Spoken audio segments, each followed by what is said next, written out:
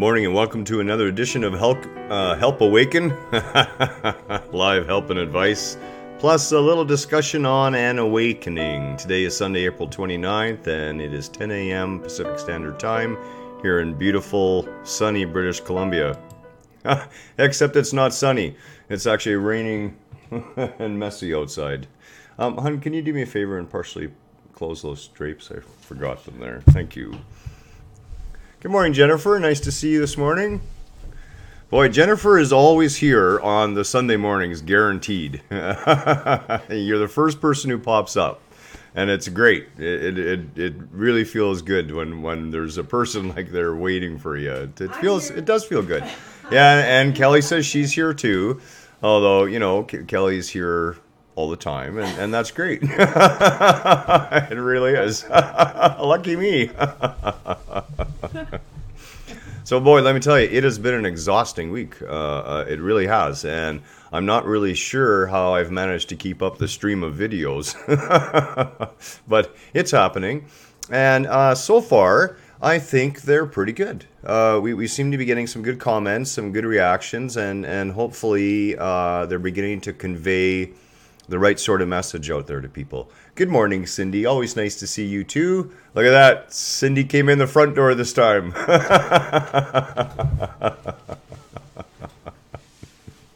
So, of course, today is help and advice. So, if anyone has any questions or needs some advice about something, please feel free to ask. And if not, we won't go as long today as normal because we do have the Sunday live Q&A as well. And do bring your questions to the live Q&A. We're going to do a different format today.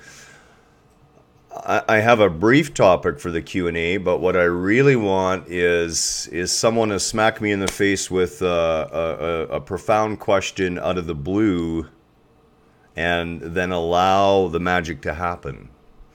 And there's a reason for this, and thank you very much, Jennifer. We appreciate that you listen, and the goal, of course, is to spread conscious awareness. And in any way we can serve you through using our talents and what we can offer, this is the gift we give each other all the time, okay? And we're really giving that gift to ourselves. I mean, I have to say, more and more that I stay focused on this, where I find myself pondering in the evening, the focus of what I would like to discuss the next day, and asking for wisdom and guidance on what to speak to, what people need to hear the most right now. And, many times over, I've had people come back and say that, that's exactly what I needed to hear today. That's exactly what I was struggling with. And, if there's one thing I understand fully is that it's not me in the egoic sense.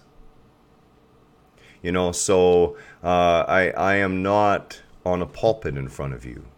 We are all sitting around that same table I talk about, that same circular table with no head. And God is there too. All the time. Whenever two or more are gathered speaking about those things which have deeper, higher meaning, you can bet that all of creation is sitting there listening with us. And like I said, it has been a physically exhausting week. I've been getting by in less than 3 hours a night of sleep, with the occasional meditation in the afternoon as I listen to Kelly snore.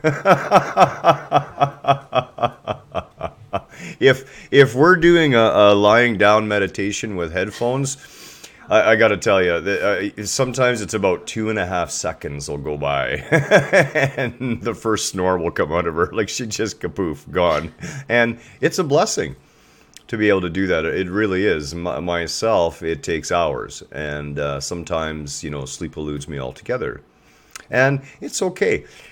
One of the things you learn is that the more you awaken, the less sleep you're going to find you need. And the body can seem tired sometimes and a little bit rough and worn down. But at the same time, there's this glowing, energetic presence within me all the time that I'm always aware of. And that's where the light and life originates from. And, sometimes the body just better damn well play along. And what happens with me is about roughly every 2 weeks, I just crash, and I will get a complete night's sleep, and then I'll be rejuvenated again for the next run. So, since it appears there's no real pressing questions, and of course interject if there is any at any time, we're going to talk about a little bit more about what it means to awaken, and have a little recap about some of the things we've talked about this week. You know, there was a comment, I believe it was Jackie made the comment, and it was a great comment, actually. It was regarding, you know, how different people will perceive or misunderstand things, and different perceptions of the video and what's being said, and you know, how misunderstandings can come about. And I did a text reply there this morning, and really, you know, that communication video is a biggie. It really is, and it bears paying particular attention to. The reason being is it is so easy for us to get caught up that our perception, that our point of view is somehow more right than another person's. And, you know, it can really look like it's more right as well. But we really need to ask ourselves how much the rightness of it comes into play. You know, and I've been particularly guilty of this in my life. You know, and it's not that I think about being right anymore, or I choose to be right, or I want to be right. As a matter of fact, I don't really care about right and wrong per se.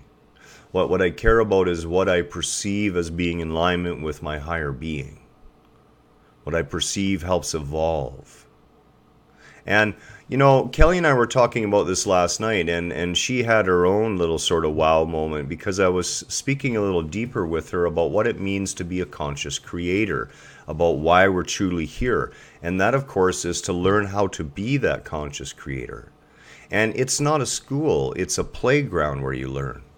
It's an infinite field of play where you learn. You're literally becoming that sea of consciousness consciously. You are. Each of us is. That's that journey back. Each of us is becoming that the entirety of all that is consciously. This is where we're moving towards to. This is part of that grand future I keep speaking of that we have. And that future is not a future, it's right now. It's happening right now. And what I said to Kelly is this, is that the deeper you go into becoming a conscious creator, the deeper you explore what that really means, you understand that it is your position as the creator, your responsibility, not blame. And notice we do this to our versions of God already, right? I mean, you know, a big natural disaster happens, and what do people say? Well, why did God let this happen? Like God's to blame. Like that sea of consciousness is to blame for what we choose. And this is not the reality of things, of course, and we know that. You know, when we are working on becoming more conscious creators, when we're fully absorbed in that process of awakening, we understand that it is us who take on the suffering of another freely, in an expression of the reflection of the whole of creation.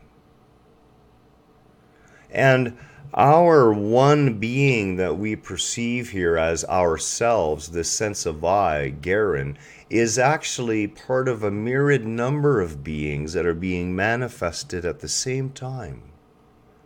Each of them gazing back upon that higher self of which I am a part.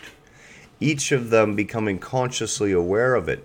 Each realization echoing out from the center, the core of this personality. Each conscious realization reverberates out in 3 dimensions and through all dimensions, an ever-expanding sphere of conscious awakening that has very real effects on that which we would perceive as our other lives, either past or future, in our limited view of time.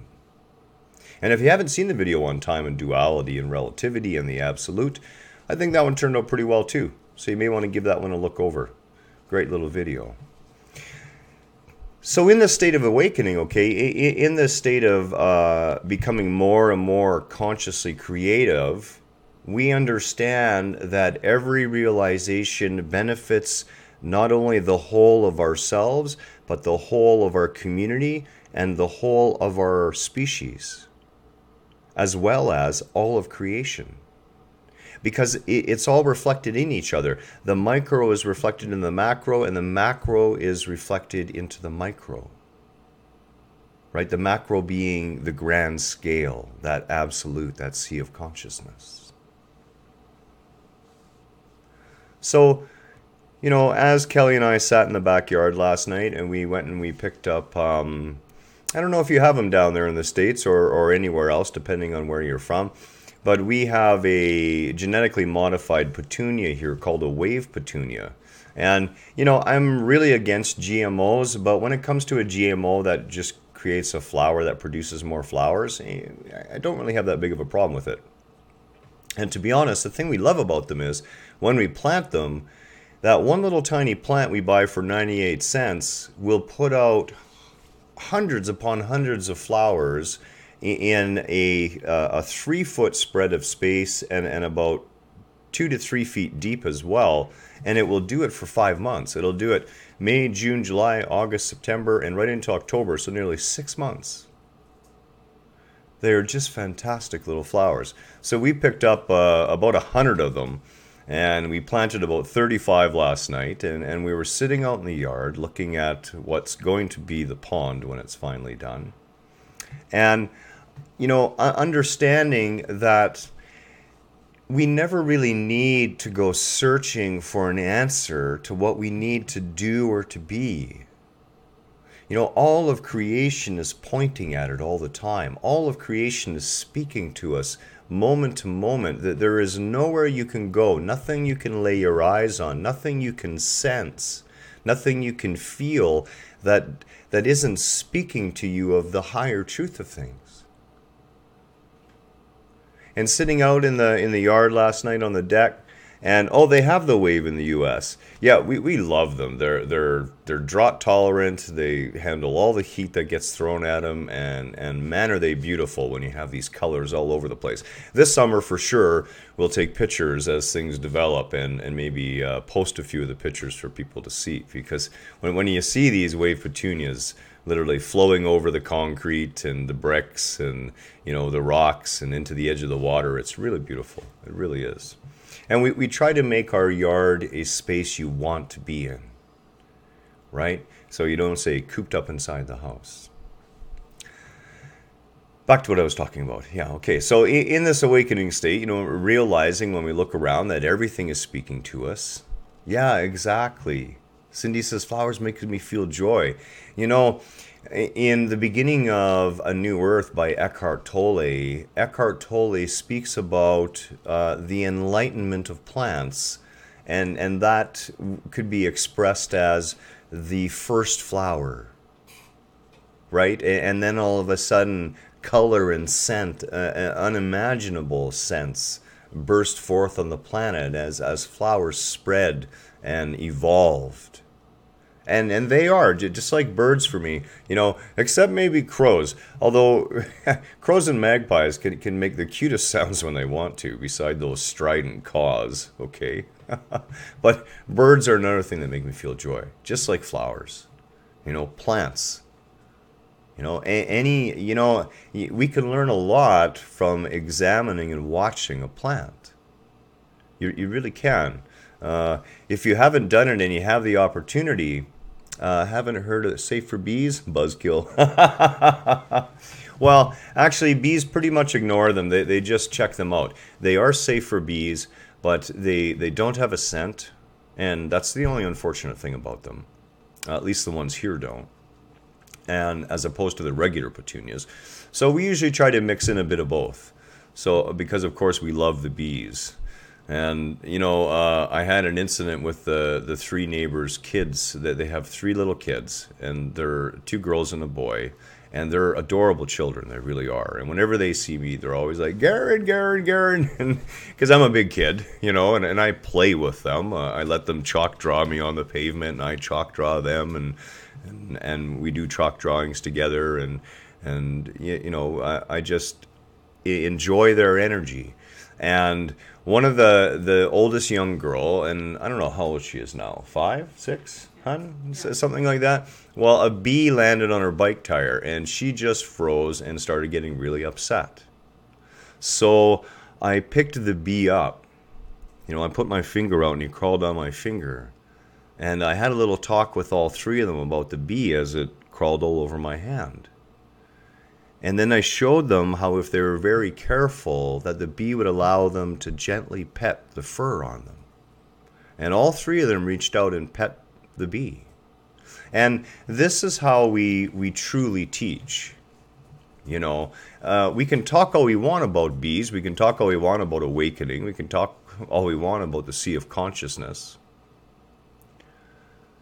But ultimately, it's that experience. It's that experience that slices that fear we have right clean in half and allows us to walk through this big opening into the bright light on the other side. And, I watched a child who was literally frozen in fright over the bee being on her bike tire smile as she touched the same creature not more than 5 minutes later. That's the gift. That's what we offer through experience. That's what we offer through openly and honestly sharing experience.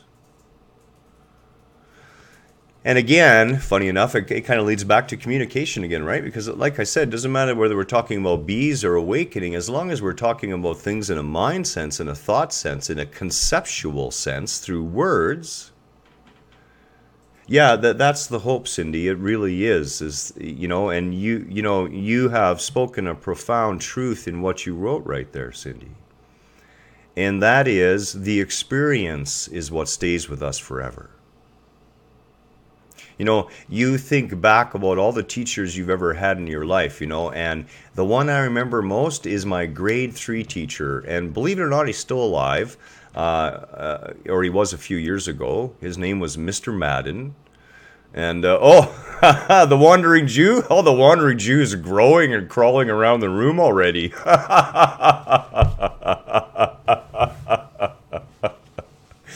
Yeah, Jesus Christ, the Wandering Jew. He's doing really well. I was talking about him and stroking him last night, and okay, that doesn't sound very good. I was petting Jesus in the bedroom last night, and he's doing really well. Oh, Christ, if there was a hell, I'm going to burn in it.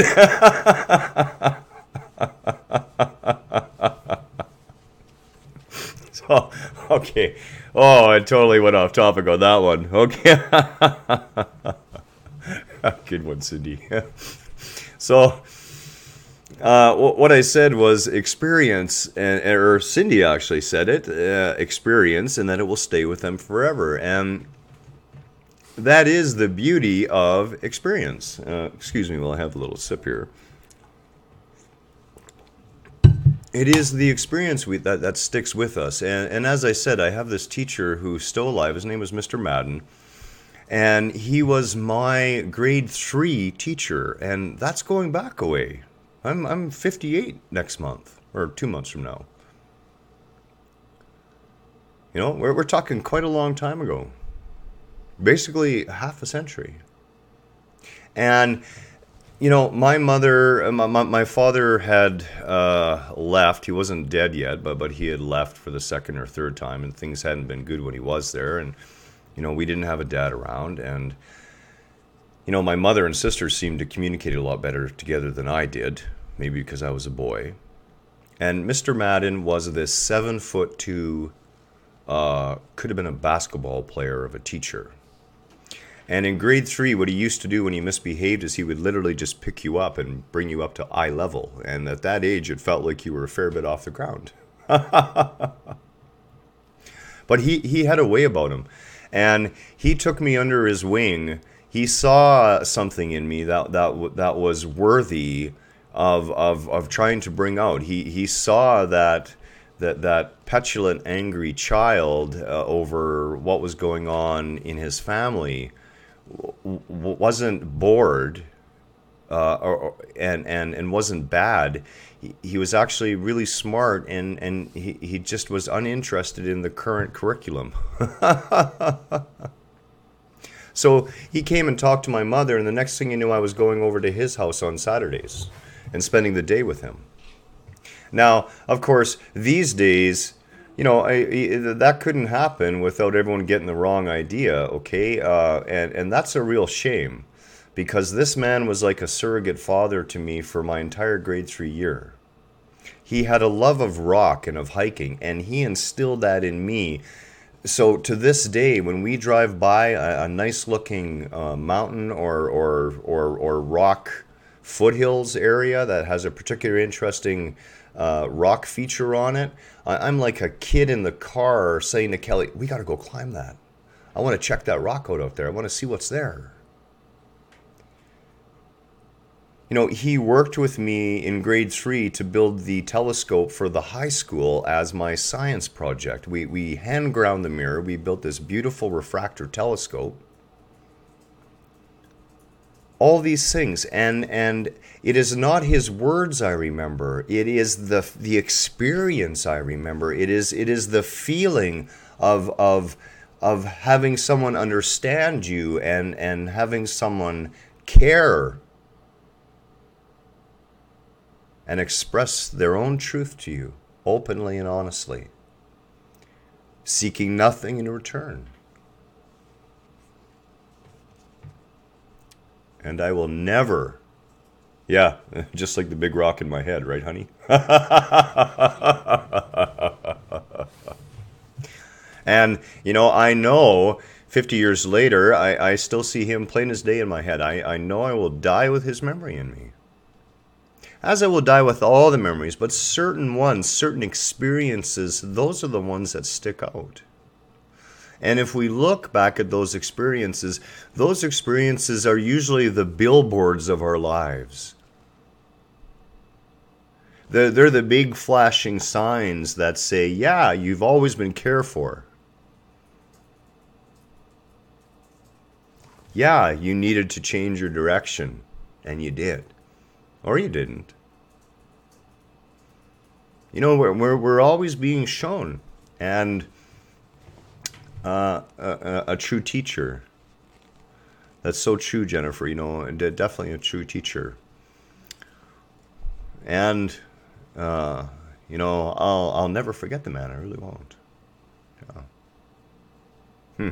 Beautiful, actually. And Cindy says, that's what you're doing for me and so many. Wow. I try to pay forward what I have been given. I try to pay forward what I have been shown. And again, I need to make this very clear with all of you, okay? I take 100% responsibility for what I say and what I speak. But I ask of you to not take it on blind ignorance or blind faith is maybe the better way to put it. I ask you to open your own being, to listen to the core of yourself. As I said with Kelly, when we got together, I said, honey, I wouldn't want you to believe something I told you just because I said it to you. I want you to take in for yourself what resonates true with you. And there's nothing I love hearing more than other people sharing their truth too. So don't be afraid to interact. Don't be afraid to speak up the questions, to strive for higher understanding. It is my ardent wish that one day one of you pose something to me that blows my mind open again. because the teacher is the student, and the student is the teacher. You all are teaching Kelly and I as well. And Kelly has a hard time with this because, in our relationship, she mistakenly looks to my talents as somehow being greater than or more worthy than hers. And I tell you, I do everything in my power to convince her otherwise. Each of us has a one-of-a-kind gift. Each of us has a one-of-a-kind way of expressing ourselves, and that gift will never be seen again. It has equal value. As a matter of fact, in many ways, I find my gift wanting because I cannot physically do more for people. Like we were talking about the other day, sometimes you really just want to kick the horse's legs out from underneath them and force their head under the water for a while until they take that sip. As long as it's not with a shotgun. Wouldn't hurt. I got a rock up in there anyways. Just chip it. So, when we're talking about awakening, what we're really talking about is going deeper and deeper within our own experiences. Exploring those experiences deeper and deeper and deeper. And, Kelly and I spend a lot of our day in discussion about these sort of subjects. And I have to tell you, I love it. And I think she loves it too most of the time. I'll have to let her comment on that. But we were even talking about a book yesterday. And what I did is I didn't bring a book to that table here with me, but okay, so for sake of argument, we have a book. And this is what most people do. They open the book up and they read the page, and if they don't understand a word, they just skip over it, and if they don't quite absorb what's in that paragraph, they'll keep going. And then there's a slightly deeper way of looking at a book. And that is where you read the book and you come on to a word that you don't know and you stop and you look that word up. And then you reread it in the context, the new context that you've come to understand, that new awareness. So already in reading the book, your knowledge base is increasing. Then you come upon a subject that you don't quite understand, and you make a note to yourself to go back for later. And there is yet another deeper level of reading, and that is where you read and you perform all the previous actions, but this time when you reach the end of a subject, you stop and you close your eyes and meditate upon it. You contemplate it. You see how that subject plays out in your life. You look for the thread of that subject in your life and see what the triggers have been and how you've dealt with it and how you've matured through it.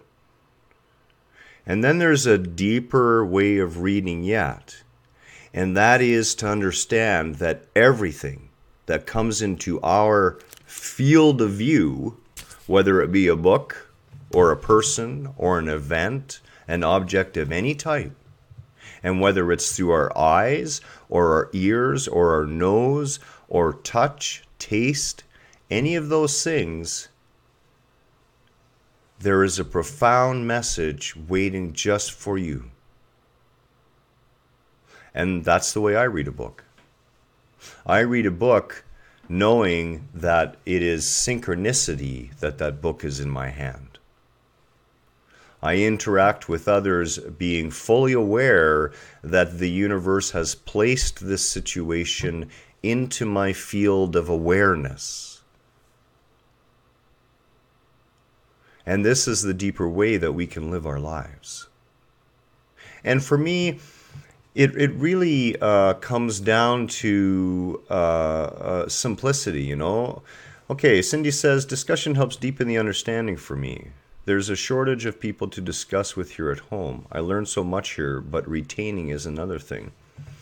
And that comes back to that experience. Absolutely, And when we have the experience of it, we have the full understanding instantly. When we do so through the thought processes, through discussion and remembering, okay, coming back, putting ourselves back together, yes, retaining is another thing. Why? Because we've got, decades of sleepiness. Our vision is full of sleep, our body is full of sleep, our minds are full of sleep, all from that years and years and years of that unconscious sleeping state. Years and years and years in the piling up of ego, uncontrolled ego. And yeah, retention's a big thing. And retention, of course, comes more and more through our experience. And the way you can put that experience forward is, like I said, understand that it's all synchronicity. Whether it's a book, whether it's an encounter with someone else, whether it's an object, a tree, a dog, a cat, a wild cougar on the mountain, doesn't matter. It's all synchronicity. There is an experience there for you and something to grow into. Yeah, and Cindy, you hit the nail on the head there again. This is what I mean about some people teaching you. Both Jennifer and Cindy have made comments in the past and they're very instructive comments. They're comments that teach without realizing they're teaching. And this is it. What happens when we split our attention? Oftentimes, we're hearing to comment, or we're hearing to scribble notes. And the transcripts are available now through YouTube, thankfully. And you can click on the transcript for this video. You can turn off the timestamp and literally copy the entire thing out. And it's fairly accurate. It's not bad. But yes, when we spend more time commenting and less time listening, of course, yeah, we're splitting our attention. We're trying to take in two inputs at once. And indeed, the mind has the capability, the subconscious mind is taking in roughly 22,000 simultaneous happenings at any given moment. You're aware at the most of maybe 30 or 40 happenings in that given moment. And in deep states of meditation, you can become aware of hundreds upon hundreds of happenings. And this is very true. Our retention is very much based on experience. We are experiential beings. And that's why to be here with you kind of in person, for you to see the expression on my face, to be able, and you know what'll happen? Believe it or not, you'll find yourself reacting even though I can't see you. So perhaps when I laugh, you'll laugh or you'll smile.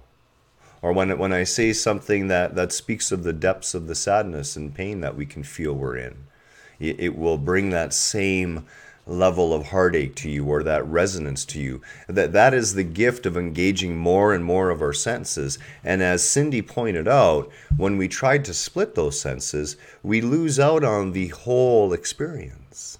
And it's not a bad thing. We all do it all the time. Why? Because we tried to multitask. And, multitasking was huge in the 80s, and everyone was talking about being such huge multitaskers. And I got to tell you, there's less than 0.1%, 0.001%, of the entire population that can actually truly multitask. There is a profound joy in allowing yourself to become totally absorbed in only one thing. And the easiest thing for me is a book. And my favorite fiction book is Shogun. It's a fantastic book set in the 1500s or so, 16th century. And that book is over 1,000 pages long, and I can literally absorb myself in it from cover to cover. Totally lost, different world. This is the capability we have to have these experiences. And this is why when we focus more and more on the present moment, those experiences indeed become richer and richer. So, a little bit about daily practices in awakening, okay? And we're going to cover these off rather quickly. And then we're going to talk more about yoga in another video next week. Yoga literally means yoke. And what yoga is all about removing that false egoic yoke from us. That weight of the small being that we think we are. And the expansion into that larger, more joyous, infinite love that we truly are at the core. Yeah, this is the more senses we engage, the more we're present, the more we get to experience, right? And this is what we're talking about in communication, about sharing or make common. Well, what are we sharing again? We're sharing that inner experience.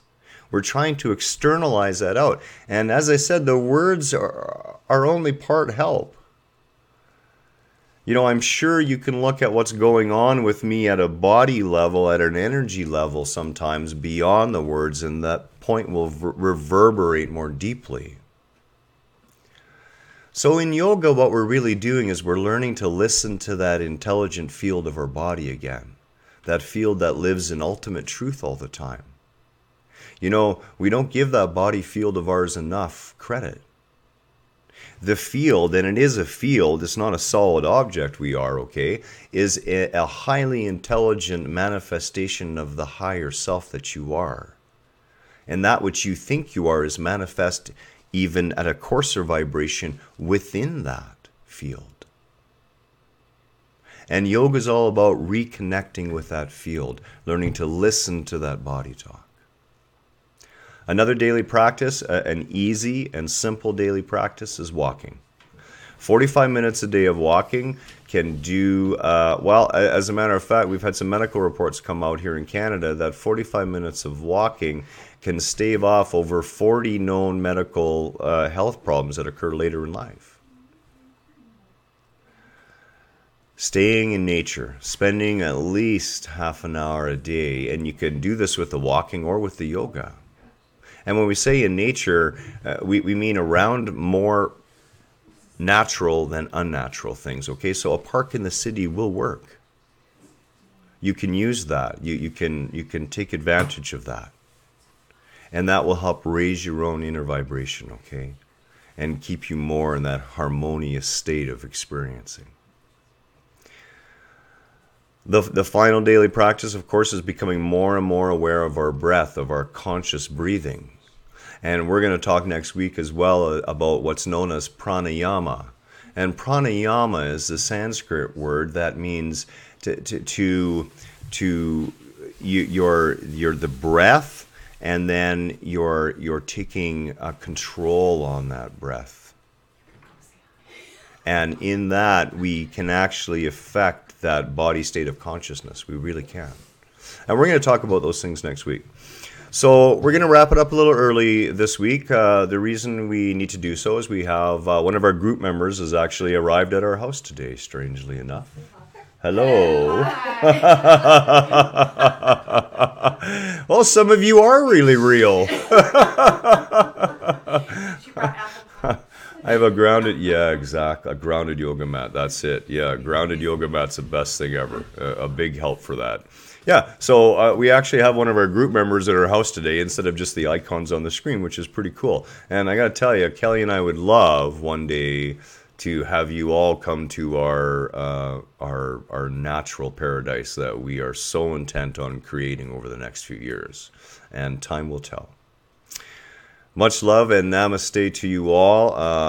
Like I said, we're going to wrap it a little short today. We have a great session for the Sunday Q&A live, and I hope to see lots of questions during that time. And look forward to seeing you there. Take care for now. Have a wonderful Sunday morning.